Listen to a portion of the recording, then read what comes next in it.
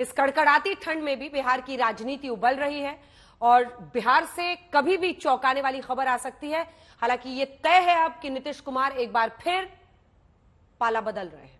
BJP के साथ वो सरकार बनाएंगे। नीतीश कुमार में डील फाइनल कर चुके हैं बीजेपी के साथ। बीजेपी नीतीश को दोबारा गले लगाने की तैयारी में दिख रही है। राजनीतिक गलियारों में कई किस्म के फॉर्मूले उछल रहे हैं। एक फॉर्मूला ये कि शायद विधानसभा भंग कर दी जाए, लेकिन इसकी संभावना बहुत कम बताई जा रही है। नीतीश को दोबारा मुख्यमंत्री बनाने के लिए बीजेपी राजी हो गई है। बीजेपी सूत्रों से ऐसी संभावना जताई जा रही है कि नीतीश को ही बागडोर दी जा सकती है। लोकसभा चुनाव तक नीतीश सीएम रह सकते हैं और लोकसभा के साथ बिहार में विधानसभा चुनाव कराया जा सकता है। ये दूसरा फॉर्मूला है। खबर है कि गृहमंत्री अमित शाह खुद बीजेपी की तरफ से पूरे अभियान में लगे हैं।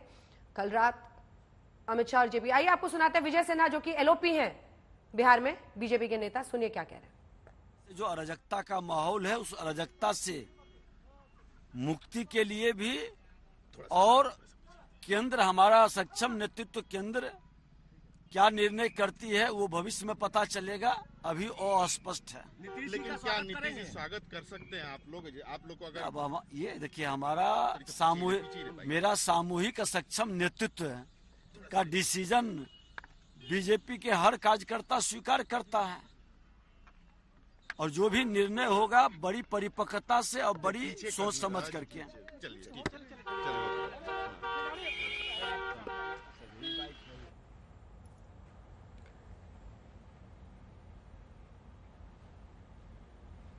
ये खबर तो कई दिनों से आ रही थी।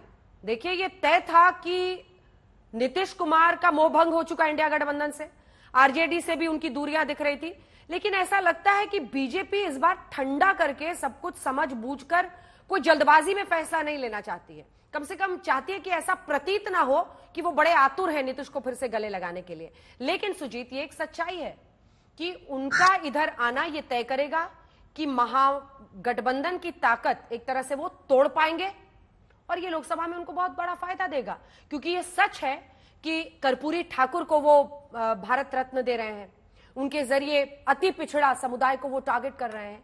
लेकिन उसी अति पिछड़े की राजनीति के माहिर नीतीश कुमार है। उनका आना और बिहार में सबसे बड़ी सच्चाई जाती है।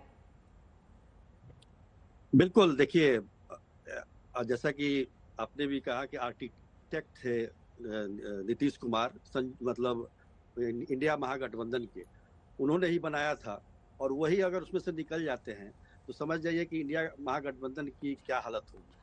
और निश्चित तौर पर जो अति पिछड़ा वोट बैंक है, एक बहुत बड़ा चंक जो है वो नीतीश कुमार का अपना वोट बैंक है, उसका लाभ भी बीजेपी को मिलेगा। जैसा कि आप देखिए 2019 के चुनाव में जिस तरह के परिणाम आए, नीतीश कुमार 14 में साथ नहीं थे नीतीश कुमार, लेकिन 2019 एक ऐसा मॉडल के रूप में हम देख सकते हैं 2019 के लोकसभा चुनाव के, उसमें नीतीश कुमार भी है, बीजेपी भी है, उसमें एलजेपी भी है। हालांकि एलजेपी अब 2 धड़ों में बट गई है, पर 2014 में नीतीश कुमार बीजेपी के साथ नहीं थे, तब भी एनडीए ने 31 सीट जीती थी यहाँ से। तो कहने का मतलब ये है कि अगर अच्छा, एक बात और मैं बता देना चाहता हूँ।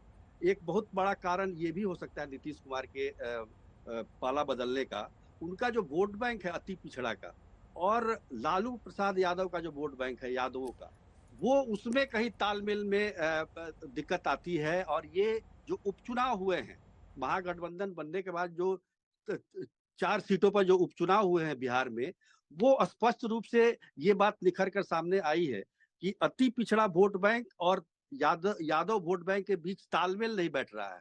तो एक बहुत बड़ा कारण ये भी हो सकता है, क्योंकि बीजेपी ने इस बीच जब से नीतीश कुमार महागठबंधन में गए हैं, तब से उन्होंने अति पिछड़ा को लेकर बहुत सारा काम किया है। आपने देखा होगा केंद्र सरकार में भी जो मंत्री बनाए गए, अति पिछड़ा के ज्यादा बनाए गए।